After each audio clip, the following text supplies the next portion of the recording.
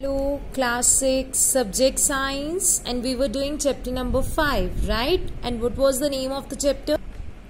Separation of substances. हम substances की separation के बारे में पढ़ रहे थे, जिसमें हमने mixture, pure substances, why separation is necessary topics कर लिए थे, and now we are going to start with the next topic, that is methods of separation. So let's move to page number 53. Yes, beta. As you all can see on page number 53, there is a topic known as methods of separation. मतलब हम अब separate करने के अलग अलग method कौन से तरीके कौन से लगा सकते हैं. The methods of separation depends upon the constituents of the mixture. ये जो methods हैं ये depend करते हैं कि आपकी चीजें कैसी हैं, आपके constituents components कैसे हैं. If we want to separate a mixture, we have to use such a property that one component of the mixture has while others not. हमें ऐसी प्रॉपर्टी को यूज करनी पड़ेगी जो एक कंपोनेंट में हो और बाकियों में ना हो. For example, let us take an example of tea. चाय की बात करते हैं.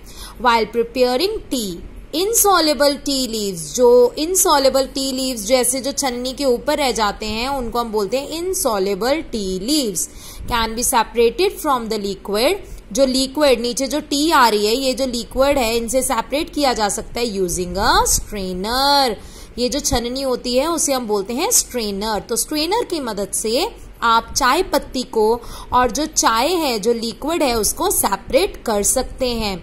If you want to separate the mixture of iron filings, मतलब ऐसा आयरन के लोहे के ना powdered form, okay, filings and sulphur, और एक साइड पे सल्फर ले ली गई है, येलो कलर की होती है सल्फर. ये दोनों को मिक्स करके यहाँ पे रखा है mixture of iron fillings and sulphur.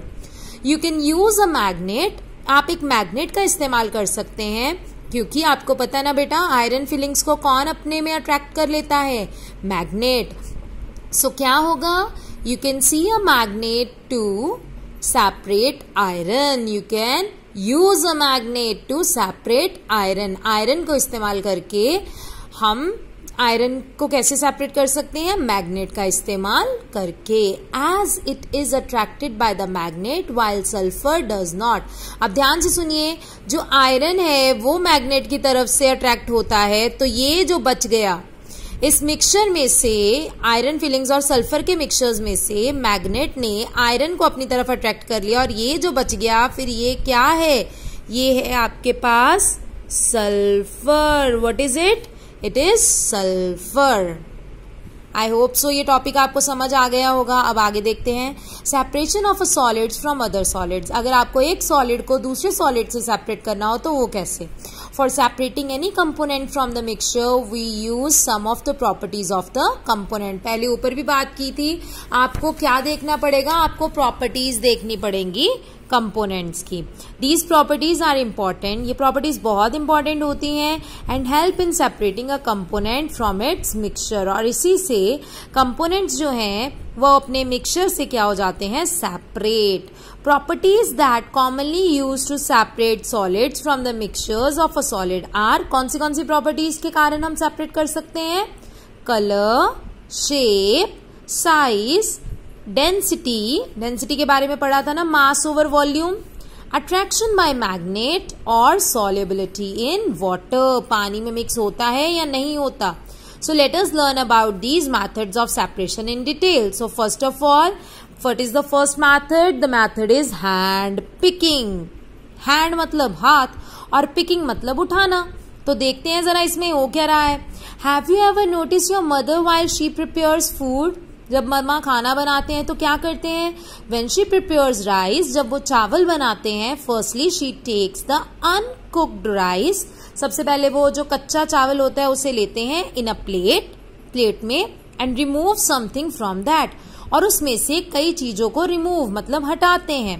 That something, वो जो हटाई जा रही हैं चीजें, are known as unwanted substances. उन्हें क्या बोलते हैं हम, unwanted substances, which should be separated और रिमूव्ड. इनको सेपरेट और रिमूव करना बहुत ज्यादा जरूरी है.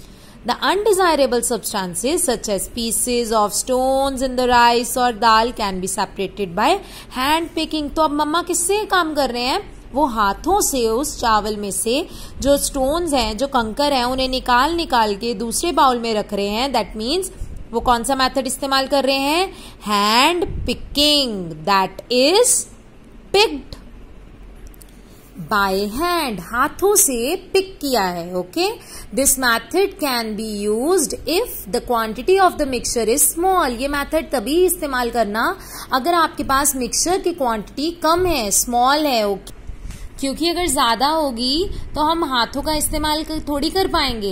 And the undesirable substances differ in shape, size and colour. और जो हमारे पास अनडिजायरेबल सब्सटेंस है, जो आपको नहीं चाहिए, उसकी शेप, साइज और कलर आपके डिजायरेबल सब्सटेंस मतलब राइस या दाल से अलग होना चाहिए. तभी तो आप हाथों से उसे उठा के सेपरेट कर पाओगे. Is it okay?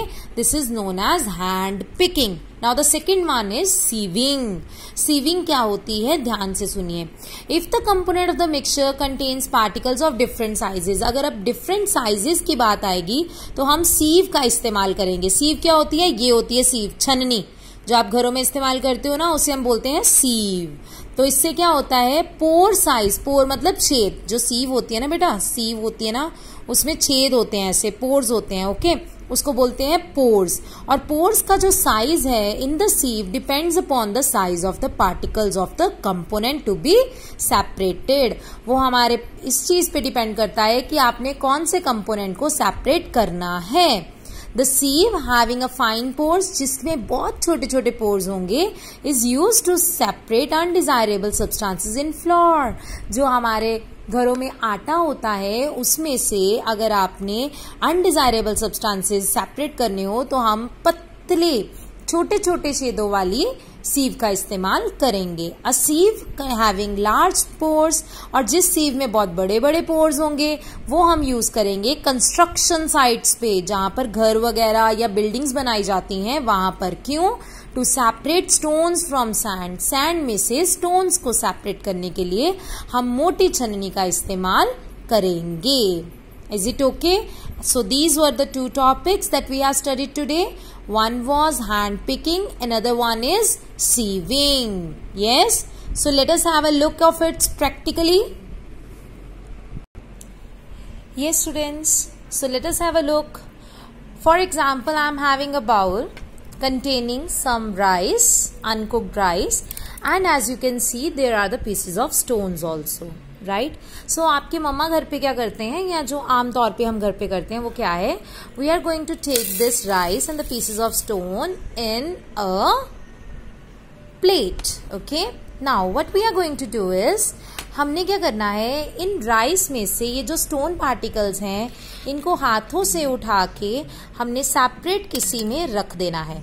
सो ऐसे करने से, जैसे ये देखिए, अब देखना मैं क्या कर रही हूँ. ये स्टोन उठाया, हमने इधर रख दिया, फिर से ये स्टोन्स उठाए, सेपरेट.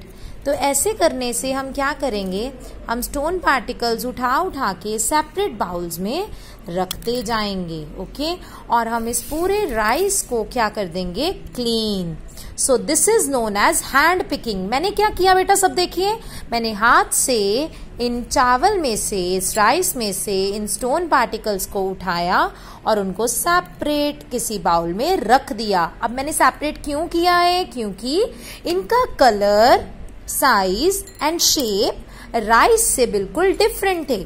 तो हैंड पिकिंग उन्हीं की जा सकती है जिनका साइज, कलर, शेप जो आपके डिजायरेबल मतलब जो आपको चाहिए. तो चावल चाहिए तो वो डिजायरेबल से अनडिजायरेबल, ज्यादा अनडिजायरेबल जो आपको नहीं चाहिए उनसे अलग होना चाहिए, तो आप इनको सेपरेट कर सके हैं. Okay, so this was the method known as hand picking. I hope so ये आपको समझ आ गया होगा. चावल में से या दाल में से जब आप अनवांटेड पार्टिकल्स को सेपरेट कर दें लाइक दिस, तो उन्हें हम बोलते हैं हैंड पिकिंग मेथड. तो उसके लिए क्वांटिटी कम होनी चाहिए, ज्यादा नहीं होनी चाहिए. Okay, this was hand picking method. Yes, so the next method that we are going to study is sieving. तो सीविंग के लिए मैंने क्या किया है, मैंने फ्लोर लिया है, आटा जो आप घर पे यूज करते हैं, ओके, वो हमने लिया है, आटा लिया है, और साथ में ये क्या लिया है, आप बताइए जल्दी से। मैंने आपको बताया था, इसमें से देखिए शेड है, पोर्स हैं, आपको नीचे दिख रहा है ना। सो दिस इज अ सीव, इसे क्या बोलते हैं हम, सीव, ओके। इस सीविंग में हम फ्लोर को डाल देंगे। डालने के बाद आप इसे करेंगे थोड़ा सा शेक। क्या करेंगे आप इसे थोड़ा सा shake, fine. So let it be, हम शेक कर रहे हैं। शेक करने के बाद आप देखेंगे कि कई पार्टिकल्स इस सीव में से नीचे नहीं जा पा रहे। हैव अ लुक, ये पार्टिकल्स इस सीव में से नीचे नहीं जा पा रहे, और जितने चले गए हैं दैट्स अनदर केस। और जितने चले गए हैं वो क्या है, वो है आपके पास क्लीन, बिल्कुल बारीक पोर्स, और ये है आपके पास फ्लोर। और जो आपके पास नहीं गए वो क्या थे, क्योंकि उनका पार्टिकल साइज था थोड़ा सा बड़ा, और इतने बड़े पार्टिकल साइज इन छोटे छोटे पोर्स में से बाहर नहीं निकल पाए, राइट। तो सीविंग के दौरान आपको क्या देखना पड़ता है, आपको पार्टिकल साइज देखना पड़ता है। So what is the main thing here, have a look.